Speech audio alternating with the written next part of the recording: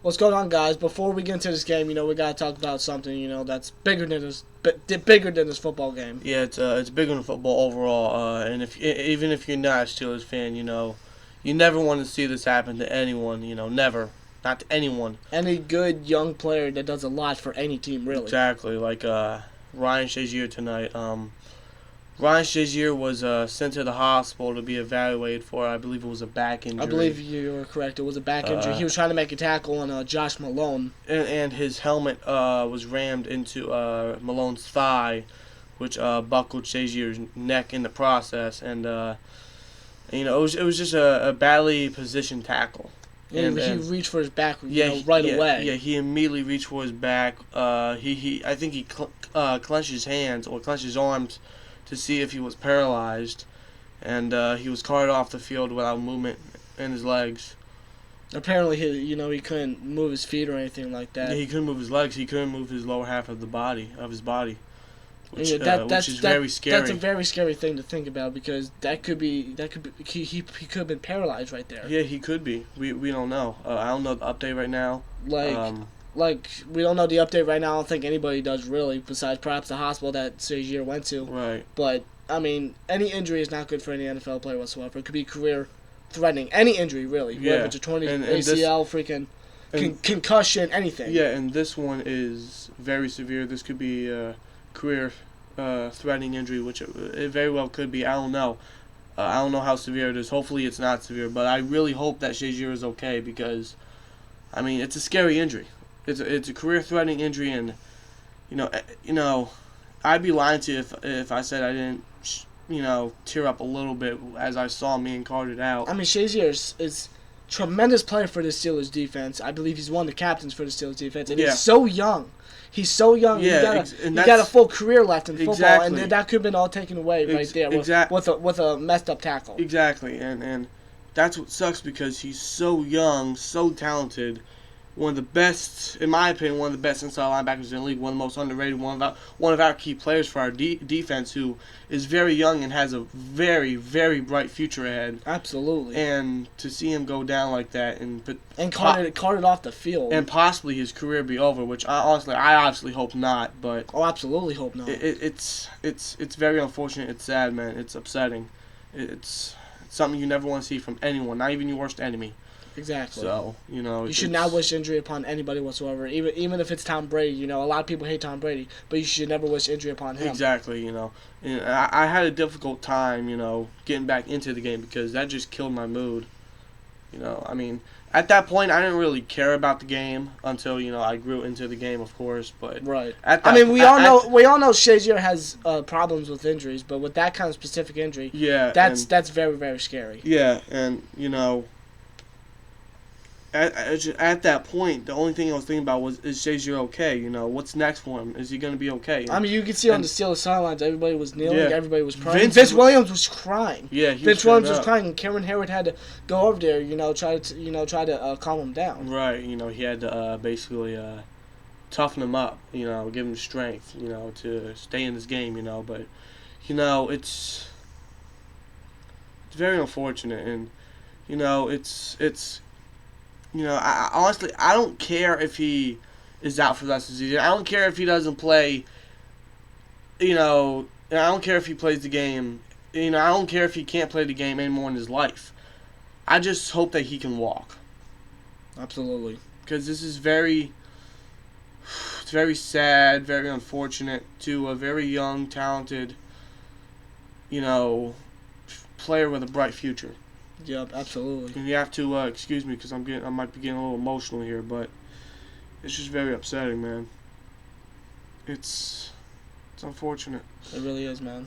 And Shazier, if you're watching this video, we're all praying for you. We're all hoping you're okay. Yeah, still a nation, even the whole NFL family. We're all hoping you're okay. Yeah, we're all praying for you. We're all hoping that you can be able to walk, that you can be able to play again. Yeah, dude, get well soon, and it's very unfortunate, but just get well soon, man. Hopefully it's not severe. Hopefully you get back in time.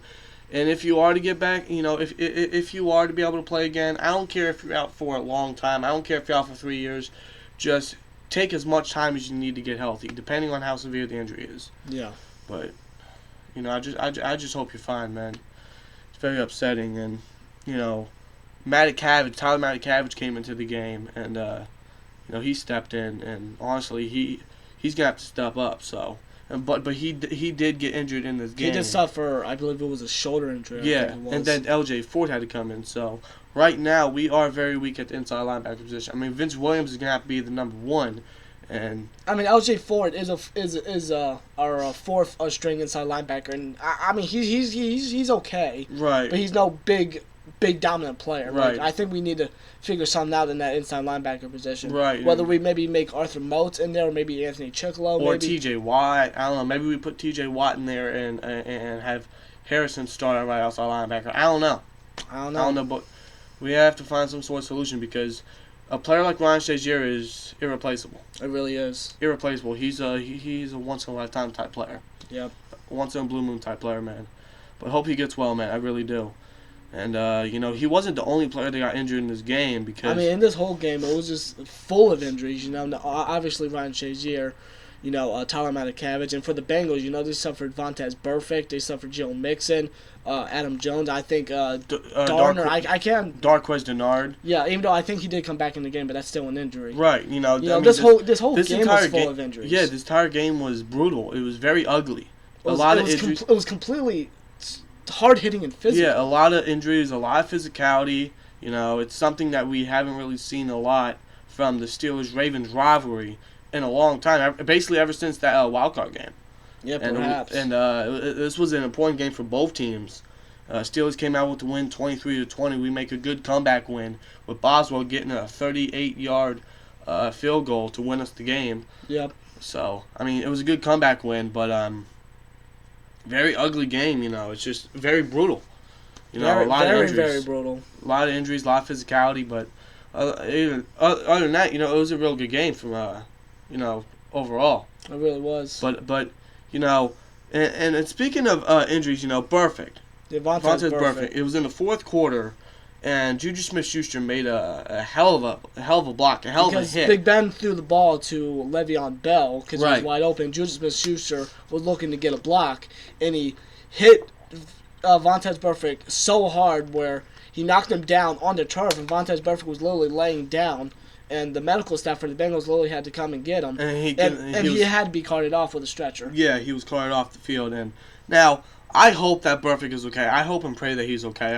Absolutely. I don't wish injury upon anybody whatsoever. Right. No matter who it is. I hope to God that he's okay. And because he's talented. Yeah. He's a very talented player. Yeah, he is great. He is a great player. I'm not denying that. He's a fantastic player, very talented, and he's still pretty young, so he's got a bright future. He's still got a lot of good years in him. And I have to give him credit. He is a tough son of a bitch because he was dealing with elbow and shoulder injury throughout the entire game. He came back in his game 3 times. He kept coming back in the game after being evaluated with his shoulder. Yes. I had to give him credit. I gotta give him respect for that. Absolutely. I still think he's a dirty player, but I had to give him much respect and credit for that. He is a tough son of a bitch. Now the hit on Juju.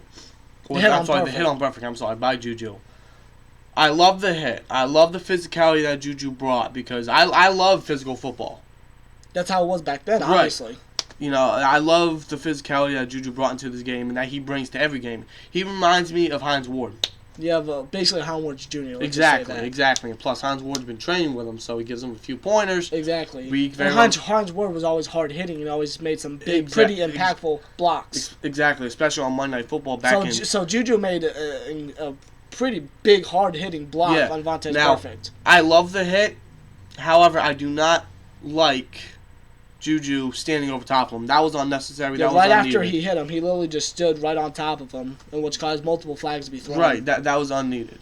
Now we might get some heat from this, but I'm not saying Burfict deserved it, but someone had to put Burfict in his place because after all the shit that he's given to not only us but NFL teams and players throughout the league for the past few years, someone needed to give him a taste of his own medicine. I mean, that's my opinion. Now, I do hope and wish and pray that he gets a fast, speedy recovery, that he comes back.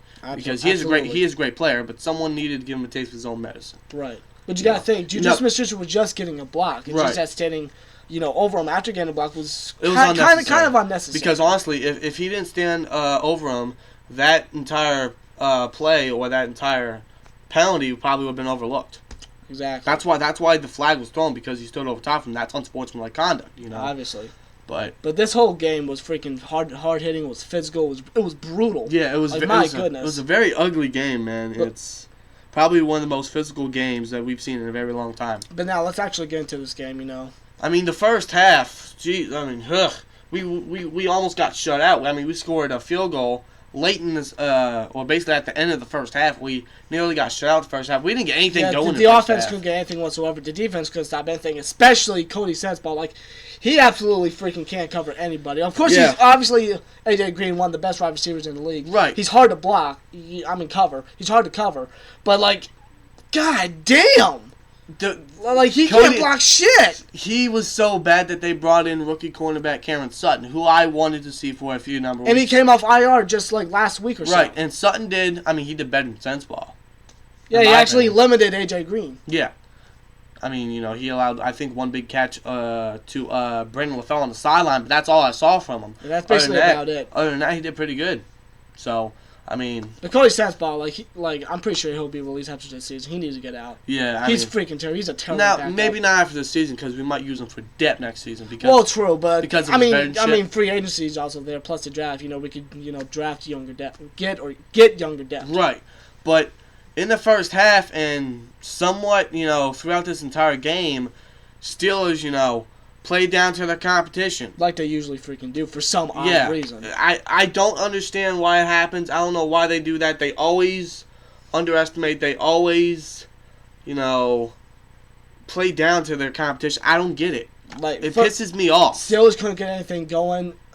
Excuse me. AJ Green just kept on going right through this freaking defense. Like, my goodness. Now that was in the first half. In the second half, we limited him. I'm not even sure if we gave him one reception in the second half. I think we actually gave him, I believe, only 13 total yards in the second half. I believe so. Correct us if we're wrong, but in the first half, he killed us. In the second half, we did very good at containing him, and plus the entire Bengals offense. And we allowed more pressure, because in the first half, we couldn't get any pressure whatsoever. Right. In the second half, we were able to apply pressure. We got 2 sacks, one from Bud Dupree and Vince Williams. Yeah, and, speaking of, this entire season, the Steelers have been a second half team. They perform, bad in the first half, and they perform good or great in the second half. I mean, we've done it with the Bengals earlier this season. We did it with the Colts. We did it with the Bengals again. We did it with the Packers. We did it with the what the fuck's this name? I can't remember right now.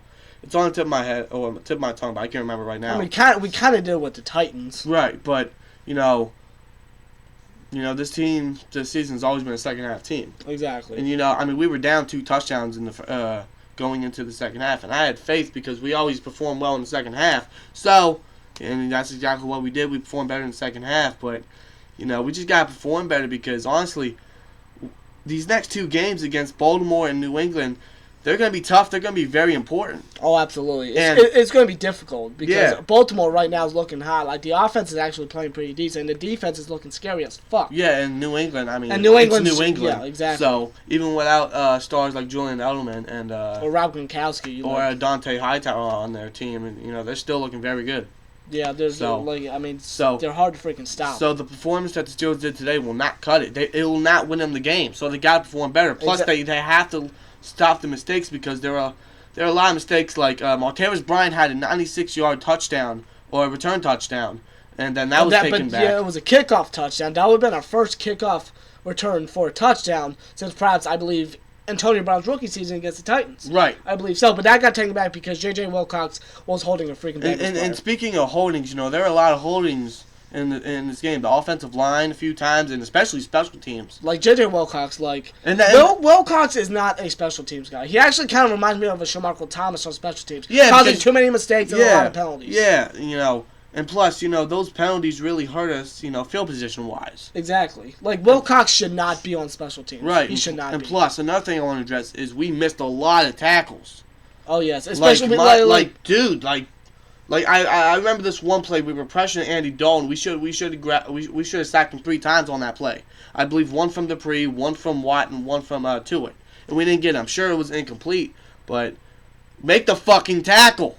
Exactly. It's freaking and Giovanni Bernard, because when Joe Mixon, went out with I believe it was a concussion injury, Giovanni Bernard went in, and we weren't able to stop the run whatsoever. Either half, really. Yeah, I mean, and we just kept missing tackles. We couldn't even finish tackles. Yeah, we allowed over 100 rushing yards because of that. So we have to finish tackles. That's been one of our biggest problems on defense. Yeah, we cannot finish tackles, especially this season. So we got to work on that. We cannot finish tackles. It's ridiculous. Plus, we left receivers open mainly in the first half, but we did better in the second half.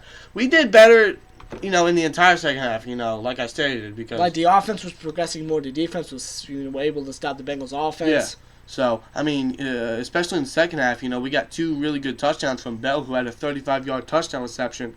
Who honestly, I thought the play was dead, but he somehow stayed in bounds. So that was a great play by Bell. And Antonio Brown caught a 6-yard touchdown pass from Ben. And while he was making the catch, he got hit hard by George Iloka. I gotta give Iloka credit. He hit him hard. Yeah, but even though it was he did get penalized for that. Right, but still a big hard hit. And it was a great catch by Antonio Brown. Yeah, I don't even know how he held on to the damn thing. Yeah, and speaking of Brown, he had himself a great game. 8 receptions, 101 yards, and a touchdown. And Le'Veon Bell, he had over 170 or 180, I believe, total yards of offense and a touchdown. Yes, I believe he had 70-plus rushing yards and over 100 receiving yards. Yeah, he had over 100 receiving yards. So Big Ben had himself a nice game, besides the interception earlier in the game where he threw it to Adam Jones. Right. But Big Ben still had a nice game. Yeah, so the entire Killer Bees had a really good game, especially in the second half. But this team just has performed better in the first half because, I'm glad that, we make comebacks. We perform better in the second half. But I wish and I want to see us firing off. I want to see us start, just firing off early. Yeah, especially in the first half. Why do you always got to be a second half team? I mean, if you're able to make big impact plays in the second half, why can't you do it in the first half? I don't know. We just got to work on that, especially these next 2 games, because the performances like this will not cut it. It will not win us the game. I mean, we got a good comeback win in the second half. Yes, we won the game 23-20. We advanced to 10-2. We still sit at the top of the AFC at number 1. We sit at the top of the AFC North, obviously, which is glad. I'm glad we got the win. But we just have to perform better because these type of performances will not cut it. These mistakes will not cut it. Yes. We want home field advantage. We want that first round bye. We want that number 1 seed. Perform better, especially against teams like fucking the Ravens and the Patriots. And we have to beat the Patriots if we want that number 1 seed, because if we don't beat the Patriots are getting it. Yeah, because if we beat the Bengals, we're gonna. If we beat the Bengals next, not the Bengals. Ravens. If we beat the Ravens next week, Sunday Night Football, we advance to 11-2. I'm pretty sure the Patriots are gonna win next Monday night against the Dolphins, even if they don't have Rob Gronkowski. Right. Dolphins ain't shit with Jay Cutler, so I'm pretty sure. Or Matt Moore. But so I'm pretty sure the freaking Patriots are gonna win automatically, really, because Miami ain't shit. Right.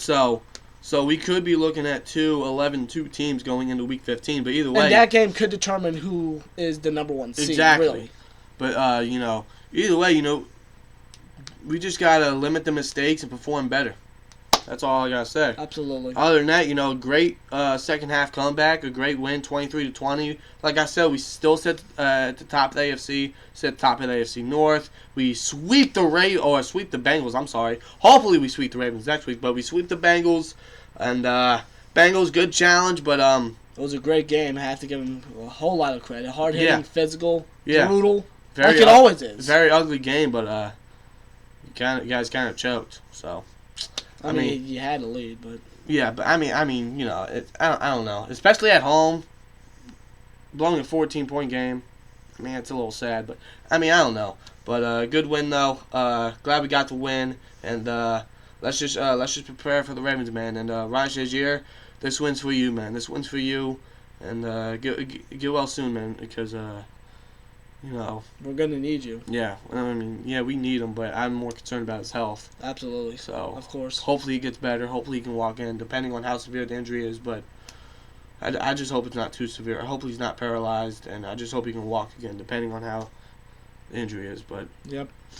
Get well soon, man. And prayers up to you, man. Steelers Nation's with you. Steelers Nation's praying for you, man. And the entire NFL fan base is. So get well soon, man. But good win. Let's just get ready for Baltimore next week. Sunday Night Football. Should be a good game. Like, comment, subscribe. We'll see you later. Peace!